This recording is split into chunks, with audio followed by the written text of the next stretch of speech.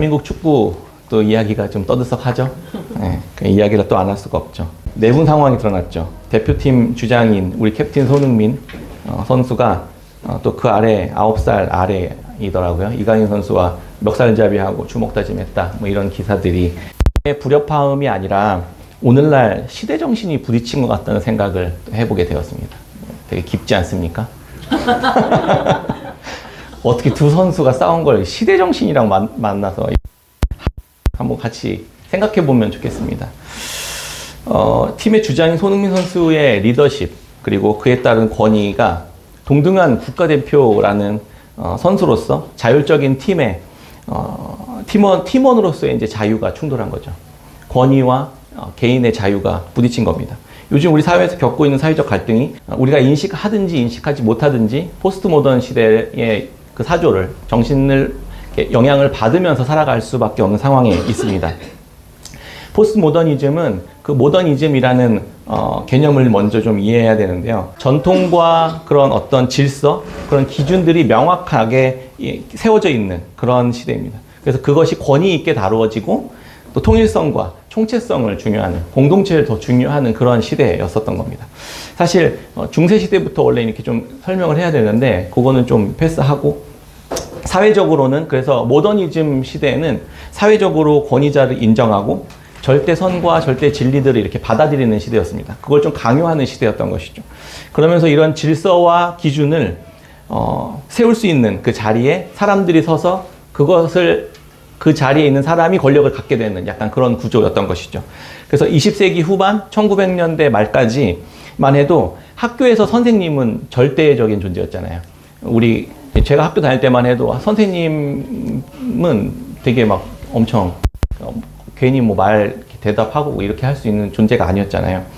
교회에서는 목사님과 장로님들이 이렇게 절대 권력을 가지고 있었죠. 말 그대로 법이었습니다. 한 나라의 대통령도 절대자, 절대 권력 이렇게 갖고 있었죠. 군대에서만 해도 고참은 거의 하늘 같은 존재였습니다. 제가 이등병으로 처음 내무실 들어갈 때 쫙 앉아 있었던 일병, 상병, 병장분들의 그 아우라 앞에서 저는 다리에 힘이 풀리는 줄 알았습니다.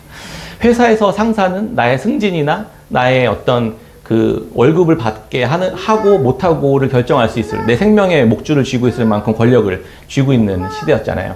그래서 모더니즘 사회 문화가 약간 그런 문화들이었었습니다. 체계와 위계와 질서가 있어서 공동체 전체를 함께 이렇게 이끌어가고 일사불란하게 이렇게 진행될 수 있도록 하는 구조를 가지고 있었던 것이죠.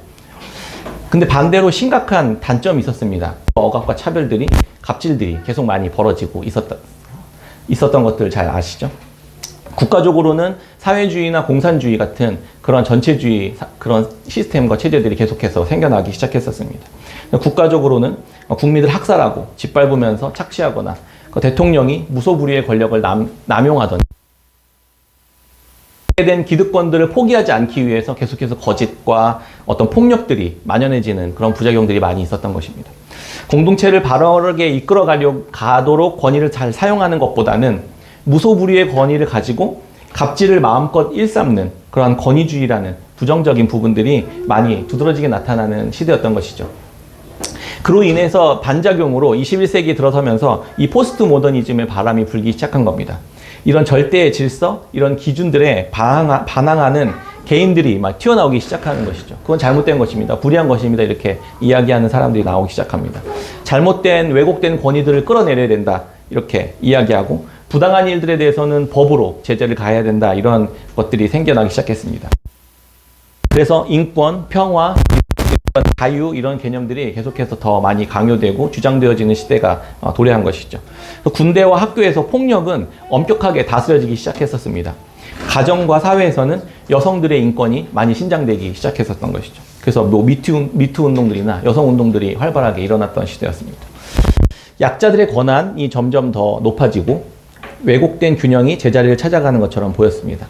그런데 이 운동도 부작용이 생기기 시작했던 것이죠. 모더니즘 시대처럼 거꾸로 이제 그때 당시 권력자들이 불의한 권력으로 이렇게 부패되던 시대였다면 약자들이 이제 거꾸로 권위가 높아지는 그러한 시대가 되었습니다. 요즘 군대는 뭐 제가 가보진 않았지만 계급이 다 무너져 다 이제 수평화가 돼서 그냥 각자 그 같은 계급들끼리 내무반을 쓴다고 이렇게 하더라고요. 그러니까 고참이랑 같이 안 지내는 거 분리시켜버렸어요. 그러니까 그 일과 시간 이후에는 개인의 자유가 굉장히 존중돼요. 휴대폰도 사용할 수 있고 약간 이런 많이 있다고 하죠. 네. 꼰대의 마음으로는 그래가지고 무슨 데가 돌아갑니까? 진짜 이 나라가 걱정되긴 하지만 뭐 이렇게 꼰대 짓 안 하려고 합니다. 잘 지키시겠죠. 무슨 직장에서도 이제 요즘에는 상급자들이 이제 신입사원들 눈치를 많이 본다고 해요. 요즘 MZ세대들 눈치를 많이 본다고 해요. 그 아는 이제 형님이랑 이제 대화를 나눴는데 줌으로 이제 그 재택 근무를 하게 돼서 줌으로 이렇게 하는데 뭐 상무님인지 뭔지가 이제 이 형님은 이제 그 옛날 시대 사람들이니까 야, 너 이렇게 중요한 회의가 있는데 이렇게 그 재택하면 되겠어? 뭐 이렇게 막 이렇게 핀잔을 줬나 봐요. 근데 그거를 누가 블라인드에 올린 거예요. 누가 다른 신입사원들이. 그래서 어떤 이런 뭐 그 고위의 직에 있는 분이 이렇게 해가지고는 되겠습니까? 이렇게 해서 근데 그걸 또 다 모니터링해서 이렇게 위로 보고한다네요. 그러면 이제 그 상무님인지 전무님인지는 이제 신입사원의 눈치를 보고 말을 안 하게 되는. 왜냐면 본인이 이제 불이익을 받게 되니까 점점 거꾸로 누가 더 많은 권한을 갖게 되는 건지 뒤집어진 그런 시대가 되었습니다. 학교에서는 교사의 권위가 완전 바닥에 떨어졌죠. 학생들이 교사들에게 함부로, 선생님들에게 함부로 대하고, 이제 그 학부모들이 함부로 대하면서 교사분들이 이제 스스로 목숨을 끊는 일들이 지금 되게 많이 일어나고 있지 않습니까? 가정에서는 부모가 자신은 나무란다고 부모를 경찰에 신고하는 일들이 굉장히 많이 이제 일어나고 있습니다. 가정 폭력이 발생됐습니다. 경찰 와서 우리 부모님 좀 데려가십시오. 이렇게 한다고 합니다. 남성들이 여성을 이렇게 흘겨봤다고 성적 수치심내가 느꼈다고 신고해버리고 그러면 성추행이 성립되는 약간 이런 시대가 된 것이죠. 이렇듯 모더니즘 사회에서는 권위가 점점 약화되고 질서가 무너지고 공동체성이 붕괴되는 그런 부정적인 우연인지는 모르지만 손흥민 선수가 92년생이에요. 모더니즘 세대 사람이거든요. 또 2001년생이에요. 이강인 선수가 23살. 이강인 선수는 포스트 모더니즘 시대 사람이었습니다. 제가 아까 했던 말 괜찮죠? 시대가 읽혀지는 것을 볼 수 있었으면 좋겠습니다. 손흥민 선수는 그래서 모더니즘 시대 태어나서 선배들 엄청 깍듯하게 물 하나 갖고 오면 막 물을 박스채로 들고 오고 그랬다고 하더라고요. 그런데 그런 것들 전혀 경험해보지 않은 이강인 선수는 외국에서 그냥 동등한 수평적인 문화, 내 실력만 좋으면 되지 이런 것들이 있었다는 이야기들이 계속 이제 나오고 있습니다. 여론은 근데 손흥민 선수에 굉장히 우호적이고 이강인 선수에게는 매우 따갑고 좀 매정한 평가들이 나오는 것 같아요. 그래서 이강인 선수의 소속팀인 프랑스 그 PSG에서는 그 경기를 지금 배제시킨다는 이야기도 지금 있습니다. 뭐 광고도 많이 계약이 취소되기 시작하고 그러는 것 같습니다. 오늘날 이런 포스트 모더니즘 시대의 부작용에 대해서 사람들은 피로감을 느끼고 있다는 생각을 좀 하게 됐어요. 저도 약간 그랬거든요. 좀 어느 정도의 그런 것들이 있는데 이게 뒤집어지는 것에 대해서는 조금 부정적이거나 피로감을 느끼는 그런 마음이 좀 들기도 합니다. 모더니즘 시대의 권위가 이렇게 부정당한 것은 잘못된 권위주의 때문이거든요. 잘못된 권위주의가 있었기 때문에 그 권위를 완전히 없애버려야 된다라고 하는 것은 또 다른 문제를 발생하거든요. 중요한 것은 그 권위를 제대로 바르게 사용하는 것이 중요한 것이죠. 그래서 사람들이 손흥민 선수에게 더 많이 이렇게 지지하는 말이나 그런 표현을 하는 것 같아요. 왜냐하면 손흥민 선수는 권위주의를 부리려고 한다고 보여지지 않고 약간 그렇게 바른 권위로 그 팀의 리더로서 주장으로서 약간 그렇게 행사했던 것은 아닌가 이렇게 사람들은 좀 느끼고 있는 것은 아닌가 이런 생각을 했습니다. 요즘 개그 중에 맑은 눈의 광인이라는 프로가 있다고 얘기를 들었어요. 그래서 MZ세대의 직장생활을 보여주면서 이게 무선 이어폰을 딱 끼고 눈을 동그랗게 뜨면서 이렇게 쳐다보는 저도 이제 몇 개 봤는데 되게 웃기더라고요. 그 개그의 프로가 그 시대를 풍자해 주잖아요. 권위주의 시대는 권위주의자들을 풍자하는 개그가 나왔습니다. 근데 지금은 어떤 풍자가 나오죠? MZ세대들을 풍자하는 개그가 나오잖아요. 그러니까 무언가 비판을 받아야 되는 대상들을 향해서 풍자하는 개그들이 세상을 읽어주고 있는 것이거든요.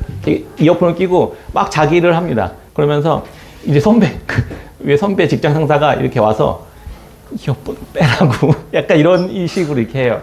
그러면서 막 욕을 하고 이렇게 하는 풍자들을 하면서 막 사람들이 많이 반응하는 것을 보기도 합니다.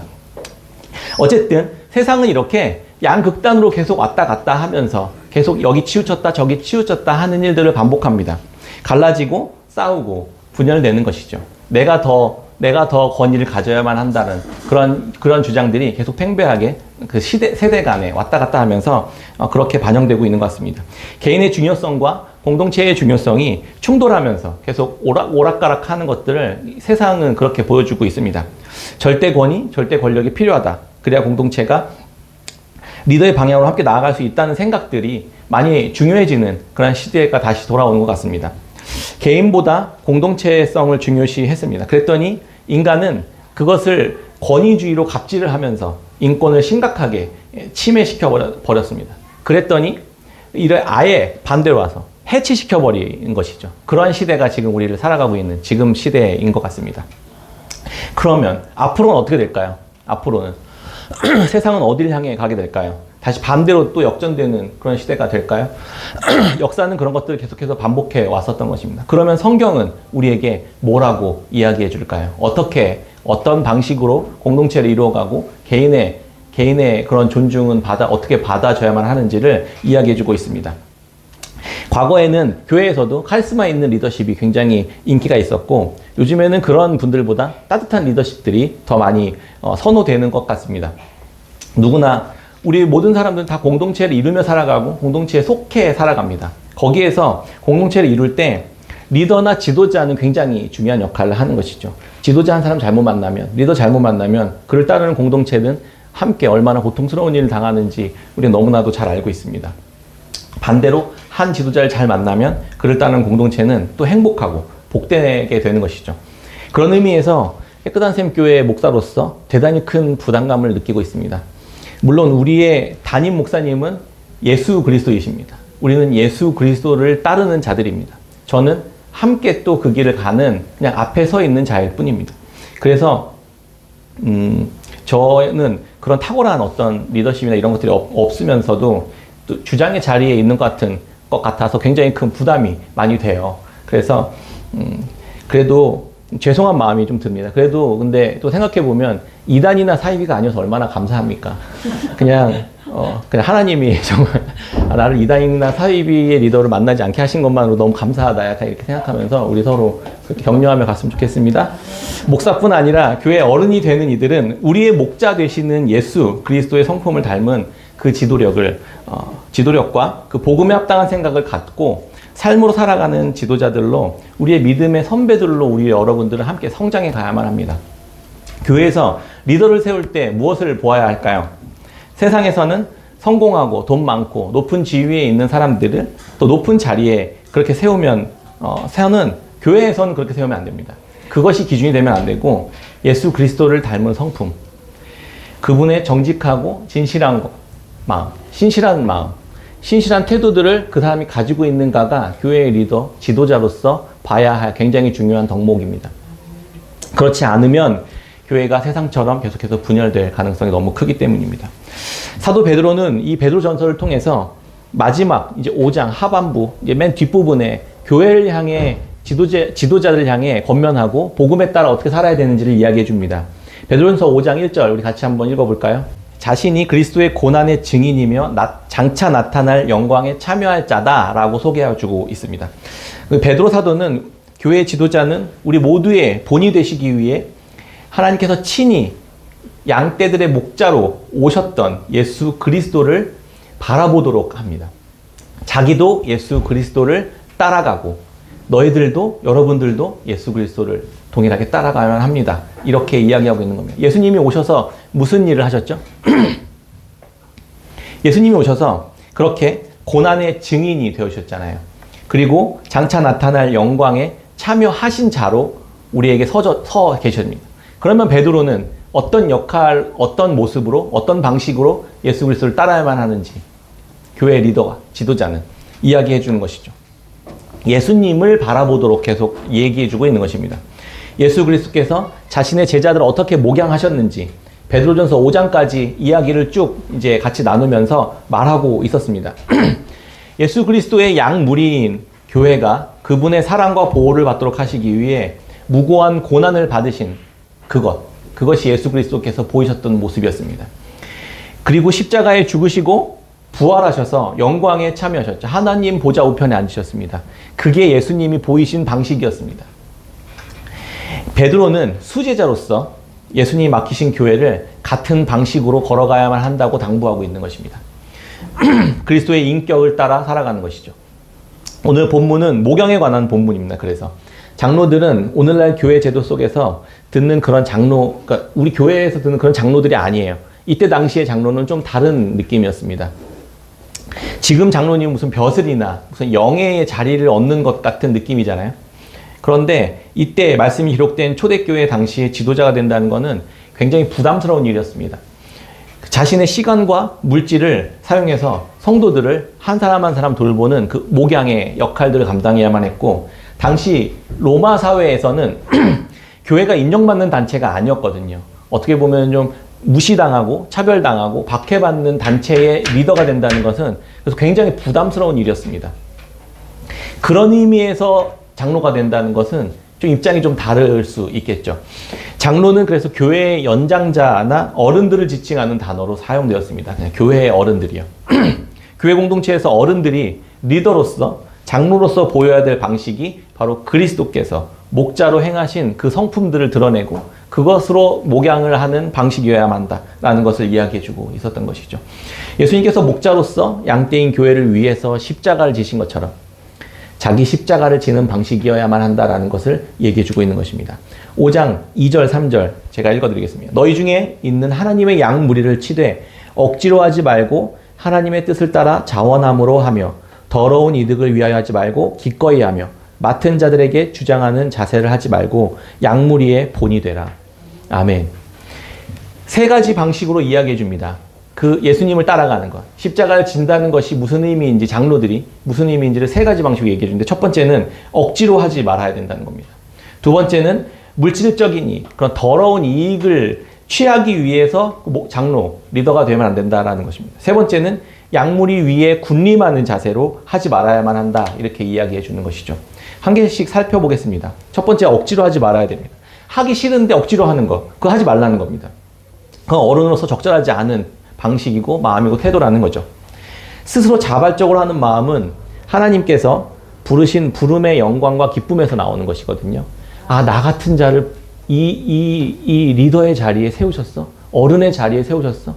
나 같은 자가, 자격 없는 나를, 거기에서 오는 기쁨과 감사가 억지로 하는 것이 아니라 자발적으로 하도록, 목양을 하도록, 섬김을 하도록 만들어낸다는 것입니다.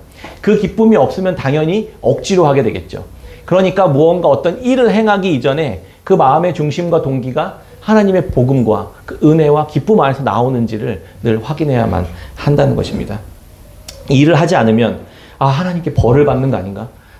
하나님이 야, 너는 어떻게 그렇게 큰 내 아들의 피를 뿌림을 받은 그런 은혜를 받아놓고도 고작 그거밖에 안 되니? 라는 질책을 받을까봐 하는 게 억지로 하는 거예요. 그럴 필요가 전혀 없습니다. 잘못되었다는 것이 아니라 복음의 감격에서 나오는 그 기쁨과 감사와 기쁨의 반응으로 지도자가 되어야만 한다는 것이죠. 두 번째는 더러운 이익을 위해서 하지 말아야 된다, 이렇게 이야기합니다. 어떤 보상을 기대하는 마음으로 하면 안 된다는 거예요. 내가 이걸 하면, 내가 하나님의 교회에서 하나님의 직분을 이렇게 잘 감당하면 하나님이 나에게 이렇게 보상해 주실 거야 라는 기대를 갖고 하면 안 된다는 거예요. 사실 제가 제일 많이 해당되는 것 같아요. 하나님의 일을 맡아서 하는 것이니까 하나님이 특별히 나에게 더 많은 보상을 해주시겠지 라는 생각이 목사인 저도 들 때가 종종 있습니다. 그럴 때면 여지없이 제 마음속에 무슨 마음이 들어올까요? 당연히 사람들을 향해서, 성도님들을 향해서 실망하는 마음과 하나님을 향해 낙심하는 마음이 들어옵니다. 왜 내가 이렇게 열심히 순종하고 내 인생을 하나님께 드리면서도 하나님은 나에게 왜 특별한 보상을 해주지 않으실까? 이런 마음들이 내 안에 들어오게 됩니다.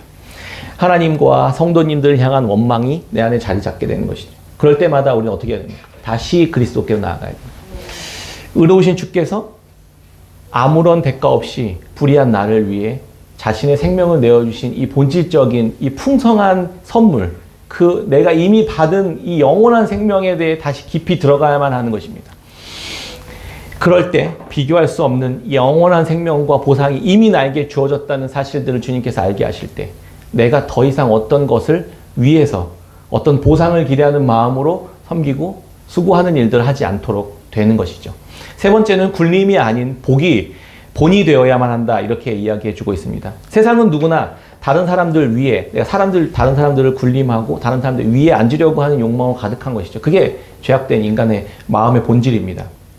그런데 교회의 어른들은, 장로들은 그리스도의 영광의 자리, 그 자리가 가장 높은 자리라고 믿는 자들입니다.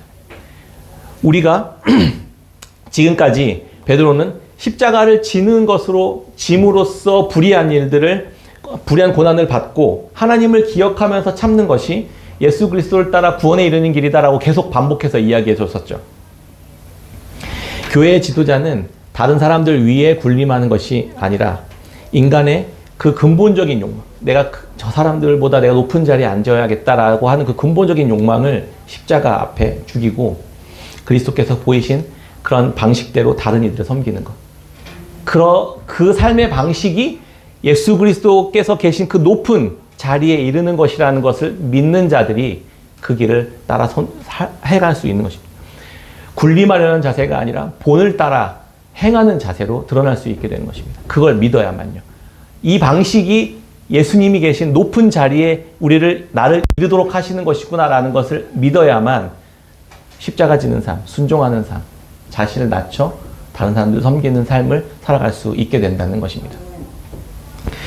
그게 예수님께서 본을 보이신 것처럼 교회 리더들도 성도들에게 고난의 길을 따라가며 그렇게 본을 보이는 삶을 서로를 향해 베풀어 가는 것, 그것이 영광에 이르는 길이다. 베드로는 이렇게 이야기해주고 있는 것입니다.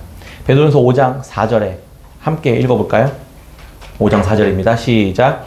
그리하면 목자장이 나타나실 때에 시들지 아니하는 영광의 관을 얻으리라. 아멘. 그렇게 할 때, 예수님 앞에 설 때, 주님이 다시 오실 때, 그때 시들지 않은 영광의 관을 얻게 되는 것입니다. 그러면 왜 이 길을 가라고, 왜 이 길을 가야만 할까요?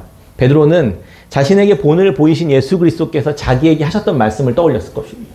베드로가 예수님을 3번이나 부인하고 다시 고향으로 내려가서 헛그물질 할 때 예수님 찾아오셔서 너가 나를 사랑하느냐 3번 물으셨잖아요. 그때 예수님께서 네가 내 양을 치고 내 양을 먹이라, 이렇게 3번 말씀하셨잖아요. 내 양을 치라, 내 양을 먹이라. 내 양을 치라, 내 양을 먹이라라는 말씀이 바로 지금 이런 방식으로 행하라는 말로 해석된 것입니다. 베드로에게는요. 양무리에게, 하나님이 맡기신 양무리에게 자신의 십자가 지는 삶을 베풀면서 섬길 때 어떤 다른 일들이 막 강제로 하는 것이 아니라 이제 자발적으로 주님이 나에게 베푸신 그 은혜와 용서가 얼마나 큰지 알기에 자발적으로 순종하게 되는 것이고, 더러운 이득을 취하기 위해 하지 않도록 하는 것이고, 주님이 나에게 보여주신 본을 알기에 그 본대로 따라 행하게 되는 것입니다. 이게 교회 리더들과 장로들이 행해야만 할 것입니다. 이 방식은 교회뿐만이 아니라 모든 곳에 다 유효하지 않습니까? 만약에 어른들이 이 방식대로 행한다면, 교회에서, 학교에서, 직장에서 이 방식대로 행한다면 하나님께서 예수 그리스도를 통해 우리에게 베푸신 그러한 모습들이 그 사랑과 긍휼과 그 목자된 모습을 보이셨던 것처럼 우리가 있는 그 영역에서 예수 그리스도께서 우리를 통해 드러나게 되지 않겠습니까? 집에서도 자녀들에게 그렇게 억지로가 아니라 귀한 하나님의 자녀를 나 같은 자에게 맡기셨다는 그 감사로 그렇게 대하고, 자녀들 잘 키워서 내가 나중에 보상 받아보리라라는 그런 것을 기대하지 않음으로 할 수 있게 되는 것이고, 내 자녀를 내 소유나 군림하는 그러한 대상으로 삼지 않고 내가 도리어 그리스도를 따라 사는 삶을 보여주는 그런 본의 방식으로 드러날 때 자녀들이 자연스럽게 가정에서도 아름답게 자라게 되지 않겠습니까? 이제 리더를 따르는 다른 성도들에 대한 권면이 함께 이어집니다. 5장 5절 우리 같이 한번 읽어볼까요? 5장 5절입니다. 시작.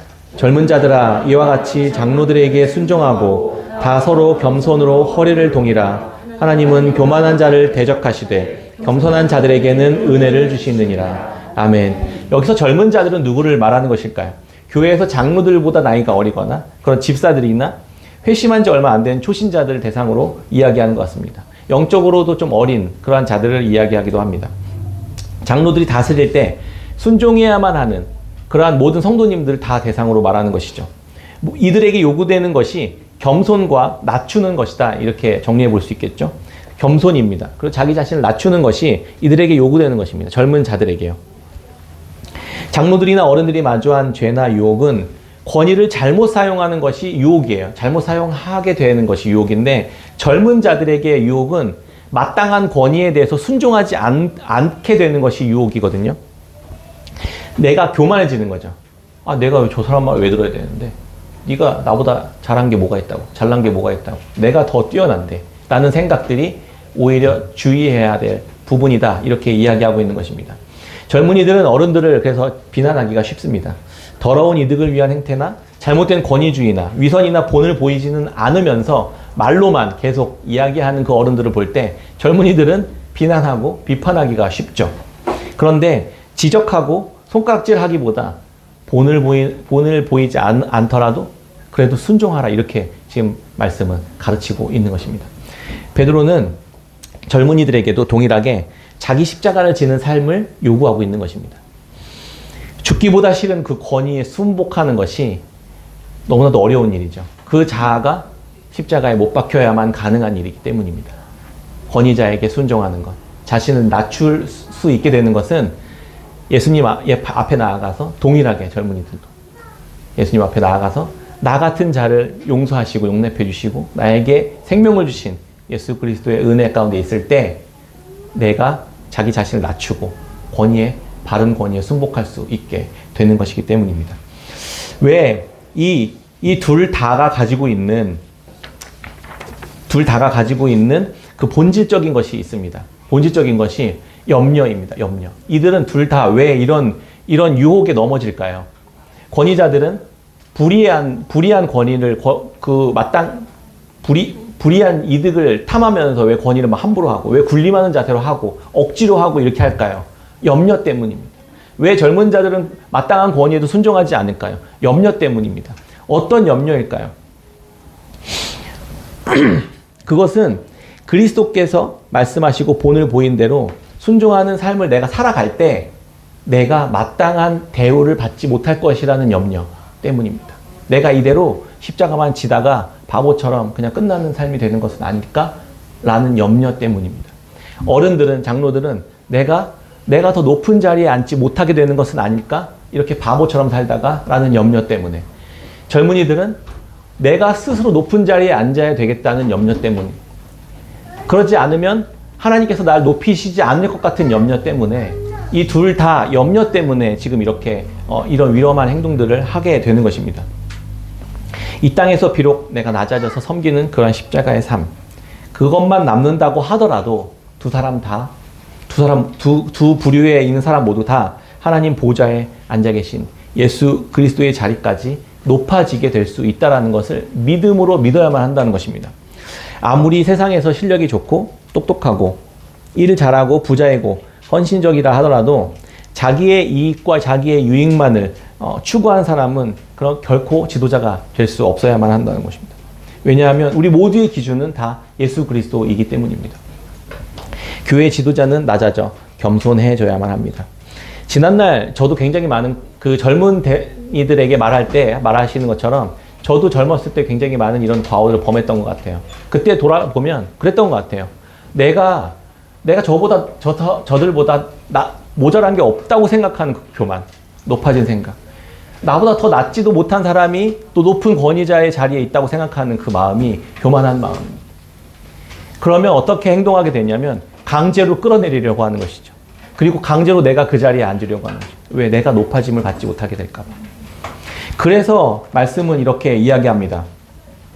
5장 6절 7절입니다. 같이 한번 6절 7절 같이 한번 읽겠습니다. 시작.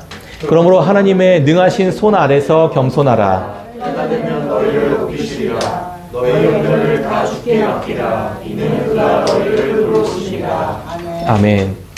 주님이 돌보신다는 사실을 믿지 못할 때 염려하게 되고 그럴 때 교만해지게 되는 것입니다. 장로들이나 젊은이들이나 마찬가지죠. 서 있는 자리는 다르지만, 입장은 다르지만, 동일하게 본질적인 것은 염려 때문이라는 것입니다. 내가 높임을 받지 못하게 될까봐. 그런데 모두가 다, 양쪽에 있는 부류 모두가 다 그리스도의 십자가 앞에 자기의 높아짐을 내려놓고 낮아져 젊은이들을 섬기는 리더들. 젊은이들은 나보다 좀 못하다 할지라도 그리스도께서 세우신 마땅한 권위라는 것을 인정하고 자기 자신을 낮추어 거기에 순복할 수 있게 되는 십자가 지는 삶. 양쪽 그룹이 모두가 다 함께 서로 십자가 앞에서 자기 자신을 낮출 때 그곳에 하나님의 아름다운 공동체가 세워지게 되는 것입니다. 그 방식만이 하나님의 나라를 경험할 수 있는 교회됨의 모습인 것입니다. 그런데 베드로는 이렇게 복음을 살으라고 이야기해 줍니다. 젊은 세대들도 그렇잖아요. 조금 있으면 자기가 기성세대가 됩니다. 저도 제가 나이가 40대 중반이 될지 몰랐어요. 저는 늘 젊은이, 손가락질 할 수 있는 자리에 있을 수만 있다고 생각했었어요. 근데 어느샌가 제가 손가락질을 받는 자리에 서 있더라고요. 이강인 선수는 안 그럴까요? 나중에 이제 2010년생 애들이 이 꼰대 같은 이강인 이러지 않을까요? 그래서 우리는 늘 겸손해야만 합니다. 예수님은 그래서 우리는 이 말씀대로 사실은 근데 본질적인 건 다 못 지킨다는 거예요. 아까 우리 은현 집사님이 이제 같이 이야기 나누실 때 우리 지난주 본문 묵상에서 재물이 많은 청년, 부자 청년 이야기 나왔잖아요. 그때 예수님이 청년이 이제 다 팔고 나를 따라라. 이렇게, 그러면 영생을 얻을 수 있다. 이렇게 얘기했잖아요. 그랬더니 근심하다가 이건 아닌 것 같아요. 돌아갔잖아요. 그러면서 예수님이 뭐라고 말씀하셨냐면 낙타가 바늘길로 나가는 것이 부자가 천국에 들어가는 것보다 훨씬 더 어렵다. 이렇게 얘기해. 그래서 제가 이 본문 가지고 하나한테 물어봤어요. 야, 예수님 이렇다는 무슨 뜻인가 했더니 그거는 못 간다는 뜻이잖아. 불가능하다는 뜻이잖아. 이렇게 얘기하더라고요. 맞아요. 불가능하다는 뜻이에요. 못 한다는 거예요. 우리의 힘으로 천국 못 간다는 거예요. 우리의 능력으로 우리가 이걸 다 지켜 행함으로 절대 구원받을 수 없다는 이야기를 예수님이 하고 있다. 초등학생들도 아는 이야기잖아요. 그러면 어쩌라는 거예요? 못 한다는 거잖아요. 우리가 우리의 힘으로. 그리고 나서 예수님이 이렇게 이야기합니다. 예수님 제자들에게 사람으로는 할 수 없으되 하나님으로는 그렇지 아니하니 하나님으로서는 다 하실 수 있느니라. 마가복음 10장 27절의 말씀입니다. 우리의 힘으로는 못하지만 하나님은 하실 수 있다는 말씀입니다. 그러면 어떻게 하라는 걸까? 좀 더 구체적으로 나중에 이 본문을 다루면 더 좋았겠다 싶은 생각이 들기도 하지만 잘 생각해보면 주님, 부자 청년은 고민하며 떠나가잖아요. 고민하며 떠나가는데 부자 청년이 마땅히 반응을 보여야만 했던 반응은 뭐였냐면 주님, 도저히 그건 제 힘으로 할 수 없는 일입니다 라고 고백하는 거라는 거예요. 사실은 율법을 모두 지킨다는 것도 불가능한 일입니다. 저의 힘으로는 아무것도 할 수 없습니다 라고 고백하며 예수님 앞에 머물러 있는 것입니다. 그렇게 정직하게 고백했어야만 하는 것입니다. 우리는 우리의 힘으로 구원을 얻어내는 것이 아닙니다. 그리스도께서 모든 일을 이미 다 이루셨습니다. 우리는 모두 죄인일 뿐입니다. 할 수 없는 죄인이요. 그리고 그리스도께서 다 이루신 일들 앞에 감사하고 정직하고 솔직하게 하나님 내 힘으로 할 수 없습니다라고 고백할 때 그리스도께서 이루신 그 일을 우리에게 선물로 주게 되는 것입니다. 우린 그것을 그냥 거저 받게 되는 것입니다. 장로나 교회 목사나 리더들도 억지로 목양하지 않고 자원함으로 하는 것, 더러운 이들을 위해 하는 것, 주장하는 것보다는 본이 되는 것을 다 온전히 지켜낼 수 없습니다. 못 지켜요. 청년들도 겸손히 자기를 낮춰 순종하는 것 못해요. 그래서 우리는 서로가 서로를 향해 십자가 지는 삶을 지어줘야만 한다는 것입니다. 불의한 고난을 받고 인내하고 내가 마음에 들지 않는 그 리더들에 대해서도 하나님을 생각함으로 참고 순종하고 내가 스스로 하지 못한다는 것을 서로가 인정하고 그래서 우리 모두가 다 그리스도가 필요한 자들입니다라고 서로가 함께 고백하며 용납할 때 그것만이 서로 용납하고 돌아보고 덮어주고 사랑으로 덮어주고 용납하는 것만이 할 수 있게 되는 것입니다. 그때 우리 모두 안에 예수 그리스도께서 우리에게 행하신 일들이 드러나게 되는 것입니다. 흥미롭게도 잠언 3장 34절의 말씀은 하나님께서 교만한 자를 낮추시지만 겸손한 자를 높이신다 이렇게 말하지 않아요. 교만한 자를 낮추시지만 겸손한 자를 높여주실 거다 이렇게 이야기하지 않아요. 그럼 어떻게 얘기합니까? 겸손한 자에게 은혜를 베푸신다 이렇게 얘기하거든요. 높이시지 않아요. 높이시지 않고 은혜를 베푸십니다. 왜요? 지금은 높아질 때가 아니라 십자가 지고 고난을 받아야 될 때이기 때문입니다. 높아지는 건 주님의 때에 높이실 것입니다. 그때까지 우리는 기다리는 것입니다.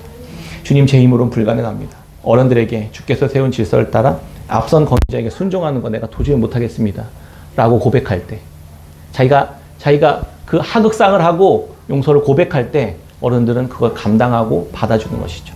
어른들은 마찬가지로 그렇게 권위주의를 부리고 뭔가 잘못된 그런 더러운 이득 때문에 뭔가 잘못했을 때 젊은이들은 그것을 다시 또 용납해줘요.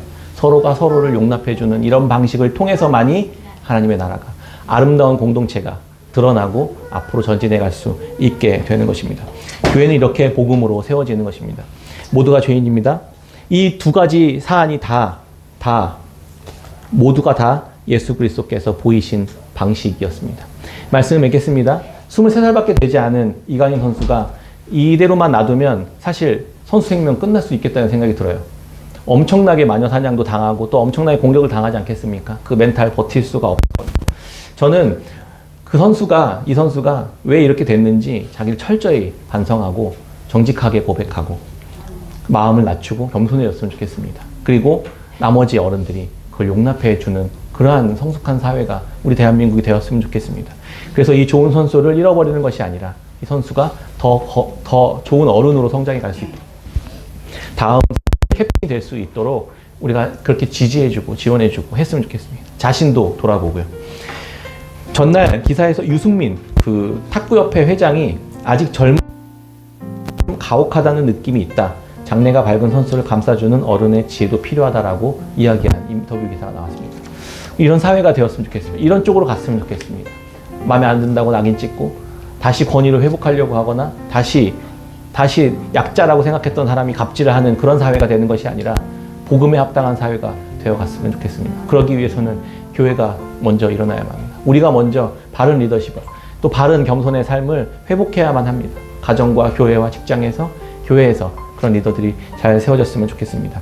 예수님은 이 두 가지 가르침에 대해 둘 다 온전히 이루셨던 분이셨습니다. 우리를 향해서는 하나님이신 분이 자기 생명을 내어주시기 위해 억지로가 아니라 자원하는 마음으로 이 땅에 오셔서 십자가에 죽으셨습니다. 더러운 이득을 취하는 것이 아니라 무조건적으로 자기를 다 내어주기 위해 이 땅에 오셨습니다. 아무런 조건 없이 기꺼이 자기를 내어주셨습니다. 주장하는 자세가 아니라 십자가에 제일 먼저 달리셨습니다. 그렇게 돈을 주셨습니다. 장로들은, 어른들은 이 예수 그리스도를 따라야만 할 것입니다. 또한 젊은 자들이 권면하듯이 하나님 아버지의 말씀에 온전히 순종하셨습니다. 자기 자신을 스스로 하나님심에도 불구하고 높이실 생각이 전혀 없었습니다. 죄인들의 인간의 몸을 입고 이 땅에 오셨습니다. 그렇게 자기 자신을 죽기까지 낮추시고 복종하신 분이 예수 그리스도입니다. 장로나 젊은 자나 높은 자나 낮은 자나 다 예수 그리스도를 봐야만 하는 이유입니다. 그분 안에 방법이 다 있습니다. 서로를 향해 낮추고 그리스도께서 우리에게 베푸신 이 은혜의 삶을 서로를 향해 살아갈 때 주님은 이 땅에 아름다운 공동체의 본이 되는 그런 교회들을 세우실 것이라고 확신합니다. 그러지 않으면 교묘한 마귀의 속임수에 노란하게 될 것이다. 이렇게 이야기하는 게 9절까지의 말씀이었던 것입니다. 고난에 참여함으로, 서로를 향한 것을 감수하는 고난에 우리가 서로 참여함으로 더 이상 관계를 망가뜨리는 것이 아니라 자기의 높아짐을 위해 속이지 않도록 해 나갔으면 좋겠습니다. 각각 자기 자신의 자리에서 자기 십자가를 지고 영광의 관을 위해 하나님께서 높이시는 그 그리스도께로 이르도록 살아가는 삶의 방식을 통해서 이 땅 안에 교회와 저와 여러분들을 통해서 교회 안에 하나님의 나라를 세우실 것을 기대합니다. 우리가 함께 그 길을 향해 걸어가는 깨끗한 샘교회 성도님들이 다 되시기를 주의 이름으로 축원합니다. 아멘.